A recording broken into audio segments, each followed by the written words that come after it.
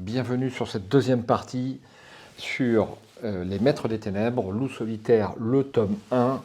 Je cherche à m'échapper du monastère Caille envahi par les crans et autres glauques des Maîtres des Ténèbres. Et eh bien, je pense que je suis à peu près à 50% de l'aventure. C'est assez difficile puisqu'il ne me reste, je vous montre là mon petit brouillon, que 4 points de vie. C'est le petit 4 là qui est sur la gauche. Et je dispose donc d'une épée caille plus 1, d'un poignard caille plus 1, d'un rouleau de corde, d'un cristal de sommeil caille et d'une clé en or caille qui, je pense, ne me servira plus.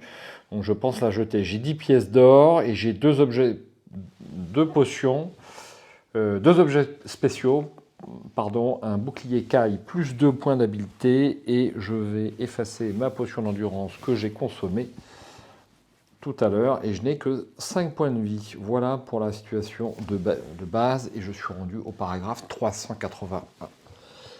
Une fois vos yeux habitués à l'obscurité, vous distinguez une faible lueur dorée qui filtre à travers une voûte, au pied de cet escalier très raide. Grâce à elle, vous parvenez sans encombre jusqu'aux dernières marches. Vous pouvez alors voir d'où provient cette lumière qui brille au bout d'un passage en pierre austère. Un petit globe lumineux est suspendu au mur de pierre nue. Il éclaire une porte massive ornée de bandes d'or pur. Vous vous en approchez et, les mains tremblantes, vous poussez ce panneau imposant. Celui-ci pivote sans difficulté autour de ses gonds bien huilés. Derrière se trouve une pièce à laquelle, jusqu'à maintenant, seul le grand maître en personne avait accès. Vous voici dans la crypte du soleil, salle la plus souterraine du monastère et sanctuaire réservé au seul usage du grand maître lame courageuse. Les murs de granit gris sont richement décorés de pierres précieuses, de runes d'or, d'insignes cailles et d'élégantes gravures. Sur l'un d'eux est exposée une collection de tableaux illustrant des épisodes glorieux de la noble histoire de l'ordre. Jamais vous n'avez admiré plus merveilleux chef-d'œuvre. Les scènes de bataille gagnées par les Cailles côtoient des représentations d'événements d'une importance religieuse majeure, occasion aussi rare que légendaire où le magnanime dieu Caille s'est manifesté et a dispensé à l'ordre sa sagesse divine. La contemplation de ces œuvres d'art sacré vous donne des frissons ainsi qu'un regain de force et d'énergie. Vous récupérez jusqu'à 5 points d'endurance en raison du pouvoir de guérison qu'elle libère quand un membre de l'ordre pose le regard sur elle. Disposés sur une table monumentale placée devant ce mur, les objets suivants retiennent ensuite votre attention. Une fiole de potion de l'homme sûr contient l'équivalent d'une dose consommée à l'issue d'un combat, elle vous restitue 4 points d'endurance. Ah bah super. Une fiole de potion d'aléther contient l'équivalent d'une dose absorbée avant un combat. Cette potion de force vous octroie 2 points d'habileté supplémentaires pendant toute la durée de l'affrontement. Un poignard, une hache à double tranchant, un glaive, un marteau de guerre, un bâton, une lance, un épée courte. Ces armes sont d'une facture superbe et de proportions parfaites. Vous pouvez en prendre au maximum 2. Le cas échéant, chacune vous vaudra 1 point d'habileté supplémentaire durant un combat. Notez ce bonus spécial sur votre feuille d'aventure et n'oubliez pas de supprimer toute autre arme en votre possession. Le mur du côté est de la crypte est percé d'une porte en granit gris veiné d'or. Vous ne devez qu'à votre instinct de tendre le bras et de tirer sur un levier dépassant non loin de la porte. Aussitôt celle-ci s'ouvre, révélant un tunnel long et rectiligne éclairé par une rangée de lampes à huile fixées au mur de pierre grise par des crochets. À en juger par sa longueur, sa profondeur et sa direction, il y a fort à parier que ce passage souterrain franchit la courtine et débouche quelque part dans la forêt voisine. Le cœur lourd, vous vous retournez pour regarder une dernière fois la crypte sacrée de votre défunt maître et, les yeux embués de larmes, vous contemplez le visage admirable du dieu Caille peint sur le plus grand des tableaux. La vue de cette vénérable divinité vous insuffle une nouvelle détermination et la volonté de survivre. Devant ce portrait, vous jurez de venger la mort de vos camarades et maîtres. Vous prenez alors soudain conscience qu'à partir d'aujourd'hui, rien ne sera plus jamais pareil. C'en est fini de l'insouciance, de l'insouciant initié Kai du nom de loup silencieux. À présent, vous êtes l'unique survivant de l'ordre auquel vous avez l'honneur d'appartenir. Vous êtes le dernier des Kai. Vous êtes loup solitaire. Refoulant vos larmes, vous tournez les talons et quittez la crypte. Votre déduction au sujet du passage se révèle exacte. Au bout de plusieurs centaines de mètres, le sol en granit monte en pente douce jusqu'à une seconde porte en pierre dont la surface brute rappelle celle d'un rocher. Vous appuyez sur un levier et le panneau coulisse dévoilant un enchevêtrement de buissons et de pins. La lueur de l'aube a cédé la place à un soleil timide dont les rayons filtrent à travers la canopée. Vous sortez du tunnel et la porte se referme derrière vous. Vous inspectez les environs du regard afin de mémoriser l'emplacement de cette entrée secrète, parfaitement camouflée et très difficile à repérer. Vous devez vous mettre en route sans attendre, car il ne fait pas bon traîner si près du monastère en feu. Des kranz et des lances planent au-dessus de vous et des glocks effectuent des patrouilles dans les environs. Vous en avez l'intuition, maintenant, la meilleure chose à faire, c'est de rejoindre Holmgar, où le roi Ulnar, alerté par le signal, est certainement en train de mobiliser son armée afin de stopper l'invasion ennemie. Ce qu'il ignore, en revanche, c'est que tous les guerriers Kai, hormis vous, ont été massacrés. Sans cette élite, pour commander les régiments sommerlandois, la nation se trouve désormais à la merci de ses plus vieux ennemis, les maîtres des ténèbres. Après une ultime pensée pour vos camarades qui ont péri au combat et après avoir retiré en votre fort intérieur le serment de les venger, vous vous engagez sur un sentier étroit qui s'enfonce dans la forêt. Quelques centaines de mètres plus loin, celui-ci se divise en deux. Si vous maîtrisez le sixième sens et souhaitez y avoir recours, 198. Si vous ne maîtrisez pas cette discipline Kai ou si vous choisissez de ne pas l'utiliser, vous pouvez soit vous diriger à gauche, soit à droite. Eh bien voilà ce premier choix à la sortie du monastère. Je vais noter mes possessions si vous êtes d'accord. Donc je dispose d'une potion de Lonsure. Toujours aussi peu pratique ce bouquin. Alors, potion Lonsure, plus 4 PV. Et puis j'ai également une potion d'Aléther. Donc celle-là, c'est la première fois que je la rencontre.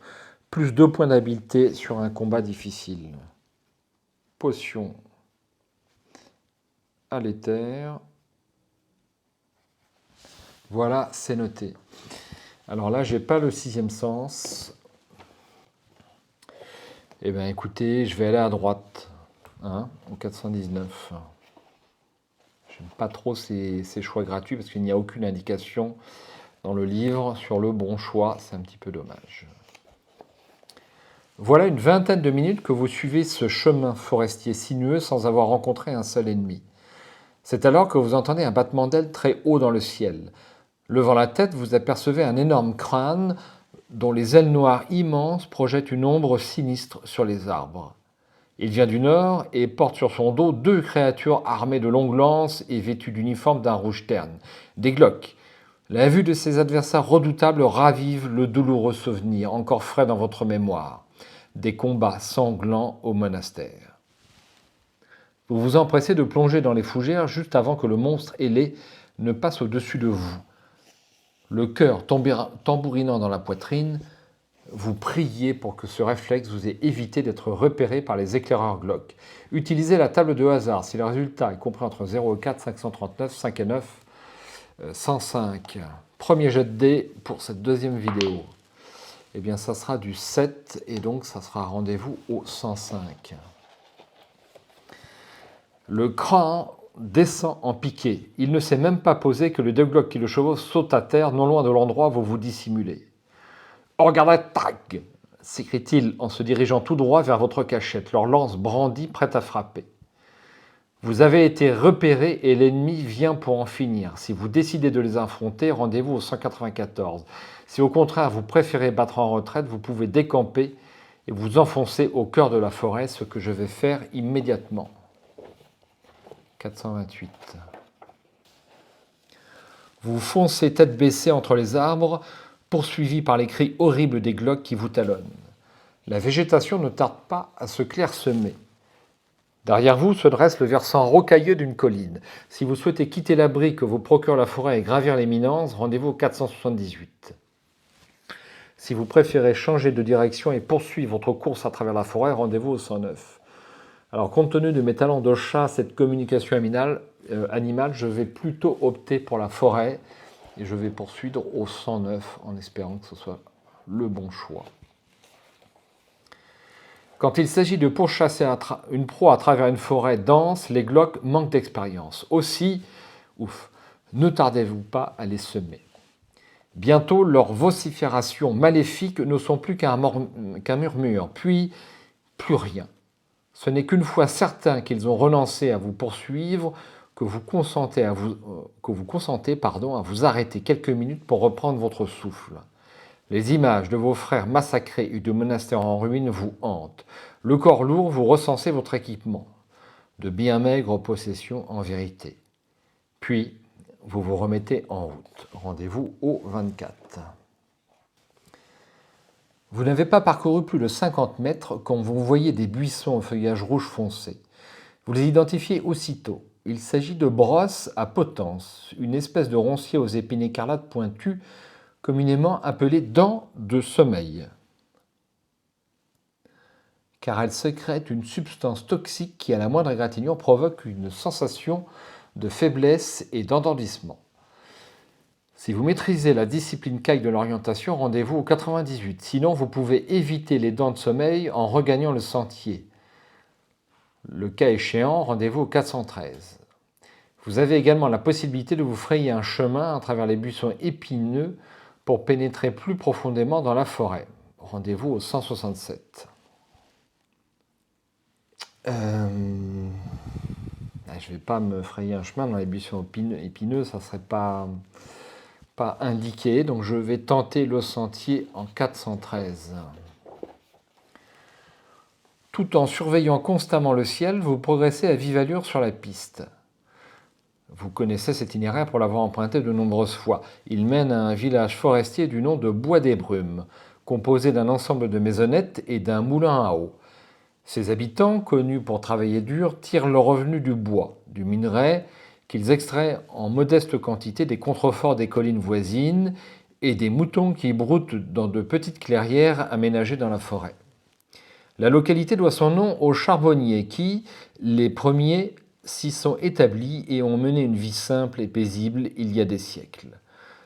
Moins d'1,5 km vous sépare encore de Bois des Brumes quand vous distinguez 2 glocs sur le sentier un peu plus loin. Ils sont armés de longues lances. Vous vous mettez à couvert avant qu'ils ne vous repèrent.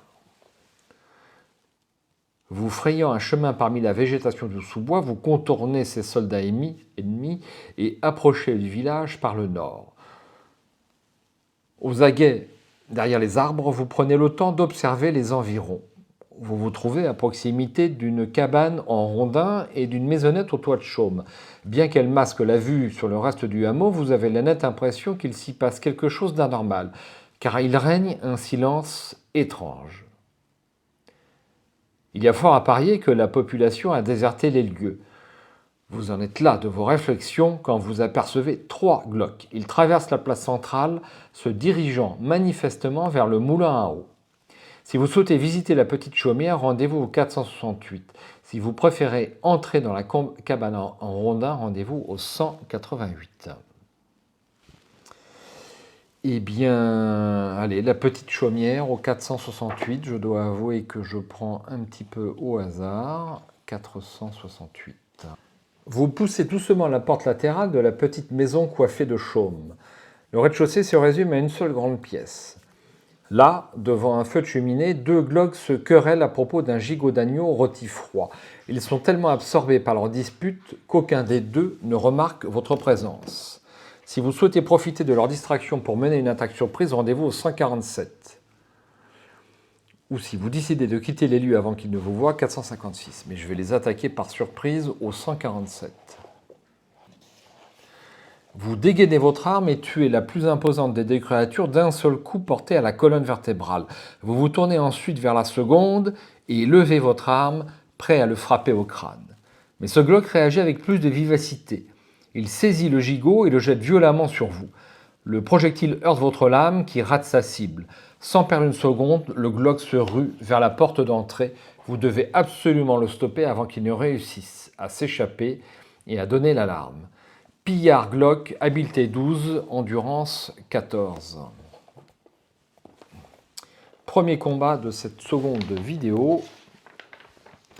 Alors, coefficient d'attaque, je dispose donc de... Que je ne me trompe pas parce qu'il y a beaucoup de modificateurs. Alors, petit rappel pour mes points d'habileté, j'ai 15, plus 2 pour ma maîtrise du poignard, plus 2 pour le bouclier caille, plus 1 pour ma dague, plus 1, ma dague caille, plus 1, et plus 2, enfin, pour la puissance psychique qui m'amène à 22. 22 moins 12 égale 10, ça devrait être assez facile. Donc, plus 10 de coefficient d'attaque. Allons-y. 0. C'est possible, ça, de faire 0 ? Donc, ennemi, moins 8, loup solitaire, moins 3. Aïe, je n'ai plus que 6 points de vie. Et lui n'a plus que 6 points de vie. Ça ne pouvait pas être pire. 4. 4 avec plus... ennemi, moins 11, loup solitaire, moins 2. Je passe à 4. 4 points de vie et il est tué. Première victoire sur cette deuxième vidéo contre le Pillard Glock. J'espère que je vais avoir une récompense. 520. Une fouille rapide du corps de Glock et du rez-de-chaussée vous permet de découvrir les objets suivants. 2 pièces d'or, un poignard, une épée, un gigot d'agneau, de quoi composer 2 repas, une brosse à cheveux en argent, un pot de peinture noire. Si vous décidez de récupérer un ou plusieurs de ces objets, veillez à modifier votre feuille d'aventure en conséquence. Alors, qu'est-ce que je vais prendre? Les 2 pièces d'or, bien sûr. Le gigot d'agneau peut servir. Une brosse à cheveux en argent peut se revendre. Un pot de peinture noire, je ne vois pas a priori, mais enfin, je vais le prendre quand même, tant que je ne suis pas débordé en objets. Ça me donne combien d'objets? 1, 2, 3, 4, 5, 6, 7. 7 objets, y compris la clé caille. Et je ne compte pas le gigot qui, a priori... Ah si, je crois que les repas comptent comme des objets. Hein. Bon, bah, je suis à 8 objets pour l'instant. Donc pour l'instant, ça passe. Je vais au 456. Est-ce que ça valait le coup de perdre autant de points de vie pour ça? Je n'en suis pas sûr. Vous contournez les habitations installées à l'Isère Nord de Bois des Brumes jusqu'à ce que vous parveniez devant une maison à 2 étages située en face de la salle communale. La porte de derrière est restée entrouverte et grince légèrement au gré de la brise de ce début de matinée. Vous franchissez le seuil. Le rez-de-chaussée se compose de 2 pièces. La cuisine et un vaste séjour où un feu de bois crépite dans la cheminée en pierre. Un grand placard occupe un angle de la pièce. Plusieurs autres meubles ont été renversés par terre. Si l'idée vous tente de fouiller le séjour, rendez-vous au 297. Si vous préférez quitter les lieux pour aller voir de plus près la salle communale, 230. Je vais fouiller les lieux quand même. Alors, petit oubli, après mon combat, je vais bien sûr prendre la potion que j'ai en stock, puisqu'on a le droit de la prendre qu'après un combat. Donc, je barre à nouveau ma potion de l'Ompsure plus 4 PV pour récupérer 4 PV. Pourquoi? Eh bien, parce que j'en ai besoin et je passe à 8. À l'intérieur du placard, vous découvrez un jeune garçon terrifié. Il doit avoir environ 2 ans de moins que vous. Il ne cache pas son immense soulagement en reconnaissant votre cape et votre insigne de rancaille. Peinant à maîtriser son excitation, il vous demande à voix basse à quel moment les cailles comptent mener une offensive.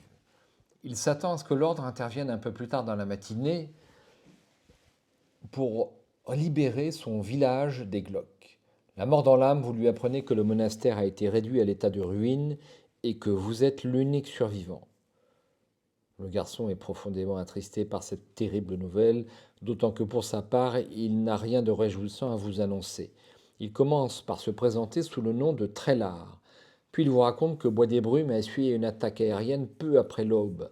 Les Glocs ont profité de ce que la plupart des habitants dormaient pour s'emparer du village. Ils ont emmené une bonne moitié de la population à dos de crâne vers une destination inconnue et ils séquestrent les autres ici, dans la salle communale. Ils sont venus nous kidnapper, mais aussi dans l'intention de détruire notre hameau, ajoute-t-il en guise de conclusion. Il sort une clé de fer de sa poche et vous la remet. Inscrivez-la en tant qu'objet spécial sur votre feuille d'aventure. Vous la conserverez dans votre poche. Je me demande si la clé Orcaille n'était pas plutôt un objet spécial. Alors, clé en fer. Trélard vous informe qu'il est le fils d'Uldor le forgeron. Il explique que cette clé permet d'ouvrir la porte de sa forge.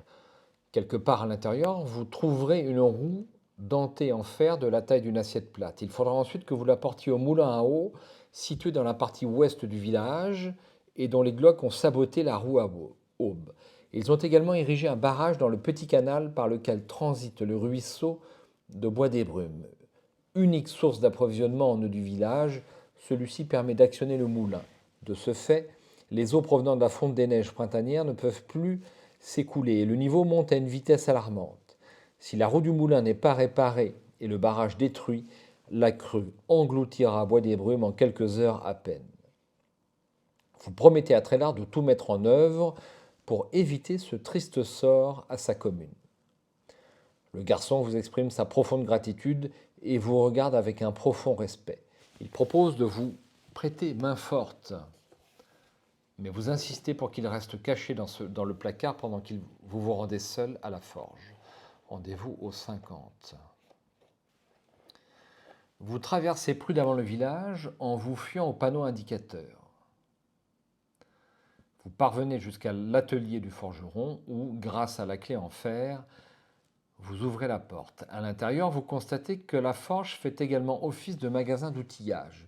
Sur des étagères sont empilés d'innombrables outils en tout genre destinés à l'agriculture et à l'exploitation minière. Le feu alimenté au charbon pour travailler les métaux brûle toujours. Vous découvrez aussi un petit stock d'huile inflammable pour l'éclairage du village stocké dans des pots en terre. L'objet que vous espériez trouver ici se tient sur une enclume, à côté du foyer, la roue dentée en fer. Inscrivez-la sur votre feuille d'aventure en tant qu'objet, contenu dans votre sac à dos. Si vous avez déjà le maximum autorisé, vous devez en supprimer un afin de récupérer une place pour celui-ci. Vous repérez deux autres objets susceptibles de vous être utiles, une pierre à feu et une pointe de fer.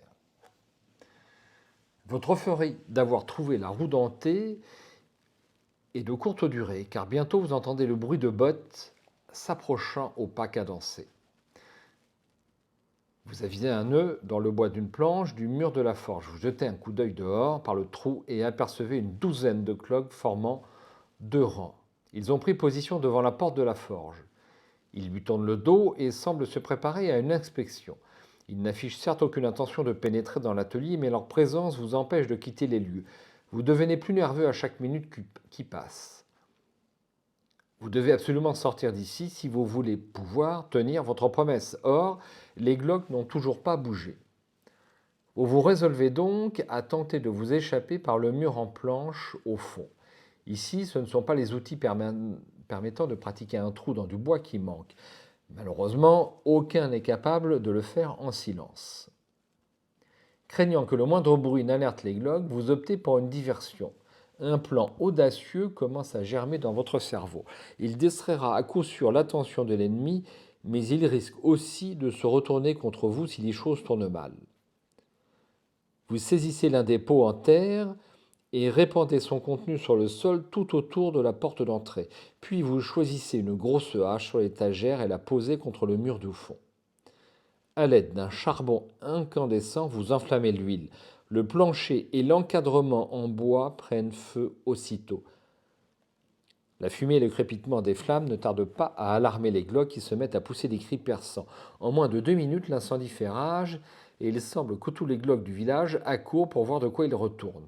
Toutefois, aucun ne prend l'initiative d'essayer de l'éteindre. Profitant du bruit, de la fumée et de la confusion, vous vous dépêchez de vous ménager une ouverture à grands coups de hache dans le mur du fond, puis vous vous faufilez à l'extérieur de la forge transformée en brasier. Utilisez la table de hasard. Je n'aime pas utiliser la table de hasard pour tout vous dire. Je vais mettre à jour ma feuille. Donc, roue dentée et... Est-ce que je prends une pierre à feu? Alors j'ai combien d'objets? 1, 2, 3, 4, 5, 6. Si je supprime la clé or caille, la clé or caille, je pense que c'était un objet spécial. Et de toute façon, elle ne servira plus, donc on n'en parle plus. Donc je vais avoir de la place pour prendre ces objets. Alors si j'ai bien suivi certains discours, il y a beaucoup d'attrape-nigo au niveau objet. Il faut faire attention. Pierre à feu, pointe de fer. Alors, pierre à feu, pointe de fer. Donc ça fait combien? 2, 3, 4, 5, 6, 7, 8. Il y a un problème pour le gigot si c'est un repas. Ça m'embête. Est-ce que je me débarrasse du rouleau de corne? Le pot de peinture noire, à quoi il pourrait bien me servir? Bon, je ne vais pas prendre la pointe en fer et j'espère que je ne vais pas le regretter. Voilà, pointe en fer, je ne la prends pas. Et ce qui est intéressant au niveau tactique, c'est qu'il y a une gestion des objets dans le livre qui est plutôt importante. Alors, petit jet de dés. 3. On ne sait jamais s'il faut faire un chiffre grand ou petit avec ça. Donc je vais au 91. Vous réussissez à quitter l'atelier du forgeron sans vous faire remarquer, et vous vous frayez rapidement un chemin à la périphérie du bois de brume, des brumes, pour rejoindre la salle communale. Les glocs qui surveillaient le bâtiment se sont empressés d'aller assister au spectacle des flammes dévorant la forge. À l'aide de votre arme, vous faites sauter le cadenas de la porte principale, libérant ainsi plusieurs villageois retenus prisonniers à l'intérieur. Uldor le forgeron se trouve parmi eux. Il est à la fois consterné et furieux en découvrant son atelier en feu. Compte tenu de la situation, vous jugez plus prudent de ne pas lui révéler les circonstances exactes de l'incendie. En revanche, vous vous décidez à lui montrer la roue dentée en fer. Puisqu'il en est l'auteur, il sera certainement à même de vous expliquer l'usage. Uldor tire une grande consolation du sauvetage de cet objet. Il désigne du doigt le moulin à eau du village et vous indique que cette pièce doit être positionnée au centre de la roue à aube. D'après lui, vous comprendrez mieux en voyant le mécanisme, car c'est le seul rouage qui a été enlevé. Vous le remerciez pour son conseil, puis vous prenez congé. Tandis que vous vous hâtez vers le moulin à eau situé dans la partie ouest de Bois des Brumes, Uldor et les autres se mettent en quête d'armes pour attaquer les glocs qui, réjouis, regardent les flammes réduire en cendres l'atelier du forgeron. Rendez-vous au 305. Vous vous approchez le plus furtivement possible de moulin à eau, passant de cachette en cachette, pour le cas où l'ennemi aurait posté des guetteurs à l'intérieur de la haute tour. Vous parvenez ainsi sans vous faire repérer au pied du moulin où vous avez la désagréable surprise de constater que la porte est solidement verrouillée. Vous faites le tour du bâtiment et découvrez à l'arrière une échelle grimpant à une baie de chargement. Vous la gravissez et non sans avoir dégainé votre arme par mesure de précaution, vous vous faufilez par l'ouverture. Vous vous retrouvez à mi-hauteur d'un escalier de bois. Au rez-de-chaussée, dans la salle des broyeurs, 4 glocs sont occupés à lacérer de leurs griffes des sacs en toile de jute. Ils sont couverts de farine blanche de la tête aux pieds. Derrière eux, vous pouvez apercevoir le mécanisme qui actionne la roue à aube. Ainsi que vous l'a expliqué Uldor, l'emplacement réservé à la roue dentée en fer est bien visible. Vous devez l'emboîter dans une broche située au centre de l'engrenage. Vous êtes là, tapis dans l'ombre de l'escalier, pour éviter de vous faire repérer quand soudain vous êtes saisi par une furieuse envie d'éternuer. Vous luttez mais en vain. Informés de votre présence, les Glocks s'empressent de ramasser leurs armes qu'ils avaient momentanément abandonnées par terre et se précipitent dans l'escalier. Vous n'avez pas la possibilité d'échapper à cet affrontement et vous devez combattre votre adversaire jusqu'au bout. Si vous remportez la victoire, rendez-vous au 254. A noter que sur les combats précédents, je n'avais pas la mention vous n'avez pas la possibilité d'échapper à l'adversaire, mais j'ai pas plus eu la sensation qu'on pouvait fuir. Peut-être que certains combats, j'aurais peut-être dû les fuir, et dans ce cas, effectivement, je dois subir une attaque sans pouvoir riposter et encaisser les points de dégâts, et je ne l'ai pas du tout fait en fait. Voilà peut-être une erreur de lecture de l'argot sur ce livre qui peut-être me poussera à recommencer, ça serait fâcheux. Mais bon, alors j'ai combien? J'ai toujours 22 contre 14, ce qui m'amène à plus 8. Alors je regarde la colonne plus 8. Il faut que je tienne au moins 2 rounds, ça devrait le faire. Allez, je ne prends pas ma potion. Je suis à plus 8 et j'ai fait un 1. C'est quand même bien nul. Alors, un 1, ça me donne ennemi moins 9. Non, ennemi, j'ai dit que j'avais combien? Plus 8. Ennemi moins 7, loup solitaire moins 4. Bim. Donc là, ça devient très très chaud et je passe à 4 points de vie. Tandis que l'ennemi passe donc à 7, il passe à 11. Donc on peut l'espérer l'avoir ce tour-là. 2. C'est pas possible. 2. Alors, loup solitaire, moins 3. Ennemi, moins 9. Il lui reste un point de vie. Et moi, il me reste aussi un point de vie. Voilà. Et dernier, 7. 7. J'espère que je ne perds pas de point de vie. Loup solitaire, moins 0. Ennemi, moins 14. Il me reste un point de vie. Écoutez, je n'ai pas trompé au niveau du compte. Ouais, j'ai pas du tout fui sur mes combats et c'était pas bon. C'était pas bon. De la pointe de votre botte, vous poussez le dernier des 4 cadavres de Glock, puis traversez le moulin à la hâte pour vous approcher de la roue à aube. Vous sortez la roue dentée en fer de votre sac à dos et la positionnez au centre du mécanisme. Elle s'emboîte parfaitement. La roue à aube se met lentement en mouvement. Vous vous apprêtez à jeter un coup d'œil par la fenêtre du moulin afin de voir si la crue commence à refluer quand un bruit retentissant vous fait sursauter. Quelqu'un tambourine à la porte principale. Toc toc toc toc, crie une voix de Glock en colère. Koga Nen Ogot hurle une seconde. Un instant plus tard, une énorme lame de hache se plante dans le panneau de bois, projetant des esquilles et arrachant l'un des 2 gonds métalliques. Encore un coup comme ça et la porte volera en éclats. Si vous souhaitez vous préparer à affronter les Glocks qui s'acharnent sur la porte 79, si vous préférez essayer de trouver une issue de secours avant qu'il ne soit trop tard, 439, ça sera le 439. Au fond du moulin, vous découvrez une trappe dans le sol.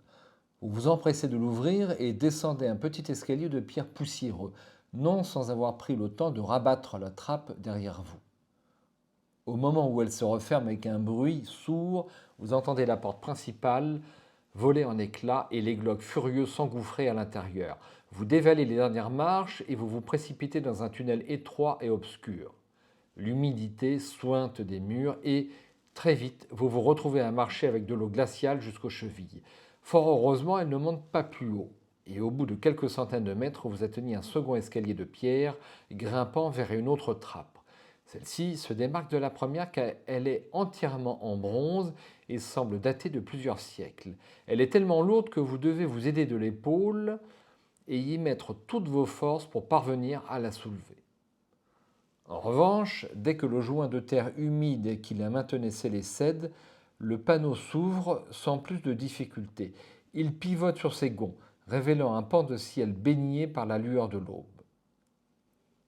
Vous vous hissez à l'extérieur et émergez au beau milieu d'un champ détrempé, non loin du ruisseau de Bois des Brumes. Il y a moins d'un quart d'heure, ce terrain disparaissait sous près de 30 centimètres d'eau. Depuis que la roue à aube du moulin fonctionne de nouveau, la crue se résorbe rapidement. Sur votre droite, vous constatez que le barrage de fortune construit à la va-vite par les Glock en amont du canal s'est effondré, faute de soutien. Devant vous, tout au bout de la source, vous apercevez les villageois que vous avez libérés de la salle communale. Armés de fourches et autres outils agricoles, ils ont entrepris, sous le commandement d'Uldor le forgeron, d'expulser les Glock de leur maisonnette et de se battre pour reprendre le moulin. Cela vous fait chaud au cœur de voir ces simples bûcherons du Summerland combattre avec tant de bravoure afin de protéger leur maison contre les forces d'invasion du maître des ténèbres, Zagarna. Certains qu'ils remporteront la victoire, vous saluez leur courage, puis vous vous éloignez en direction du sentier forestier, vous frayant un chemin parmi l'éboulis de roches du barrage. Rendez-vous au 528. Quand est-ce qu'on récupère ces points de vie dans ce jeu, dans ce livre? Vous voilà maintenant près d'une heure que vous avez quitté Bois des Brumes et que vous marchez sur ce sentier forestier quand vous parvenez à une petite clairière entourée de ronciers aux épines redoutables. Sur un tronc d'arbre couché sur le sol est perché un corbeau d'un noir de jet. L'oiseau vous fixe sans ciller d'un œil noir et froid.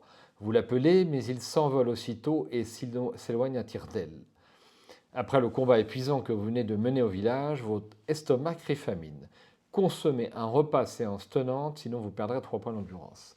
Donc j'ai chasse, et donc je ne perds pas 3 points d'endurance. Je crois que je vais pouvoir me débarrasser du gigot qui va me servir à rien. Rendez-vous au 169. J'aurais pu discuter avec le corbeau, j'ai communication animale. Vous quittez la clairière et vous remettez en route. Vous marchez depuis quelques minutes seulement quand vous apercevez au milieu du sentier devant vous une silhouette vêtue de rouge. Et je repère là le corbeau. Elle vous tourne le dos et la tête dissimulée sous un capuchon. Le corbeau noir que vous avez vu un peu plus tôt est perché sur son bras tendu. Si vous souhaitez héler l'inconnu, rendez-vous au 475. Si vous préférez vous approcher de lui discrètement, rendez-vous au 534. Je vais héler l'inconnu. Bon, les corbeaux, est-ce que j'ai pris une bonne décision? Alerté par l'écho de votre voix qui se répercute à travers les arbres, l'étranger se retourne très lentement et vous fait face. Votre cœur se met à tambouriner dans votre poitrine et votre sang se glace dans vos veines quand vous réalisez tout à coup à qui vous avez affaire. L'inconnu n'est pas un être humain, mais un Vordak, un ignoble lieutenant du maître des ténèbres, Zagarna, et l'un des morts-vivants qui marche. Celui-ci pousse un cri perçant qui vous noue l'estomac. Alerté par le hurlement strident du Vordak, une douzaine de Glock surgissent de la forêt environnante et vous attaquent. Vous combattez avec bravoure, mais ils sont trop nombreux. Vous vous retrouvez vite submergé et cloué au sol. La dernière sensation que vous éprouvez est celle de l'étau glacial des doigts squelettiques du Vordak qui se referment autour de votre gorge. Votre vie et votre mission consistant à rejoindre Holmgard s'achèvent ici de façon tragique sur ce sentier désolé. Isolé. Aïe, j'ai pris la mauvaise décision, ce qui me permettra de refaire un essai un peu plus judicieux sur les maîtres des ténèbres. Alors, au terme de cette aventure, petit avis sans frais, je pense que vous le partagerez. Alors, certes, le texte a un petit peu vieilli, on a des Glock, des Ran, des Slants, enfin, c'est des noms qui fleurent bon, le fantastique des années, je dirais presque 70, hein, voire 80.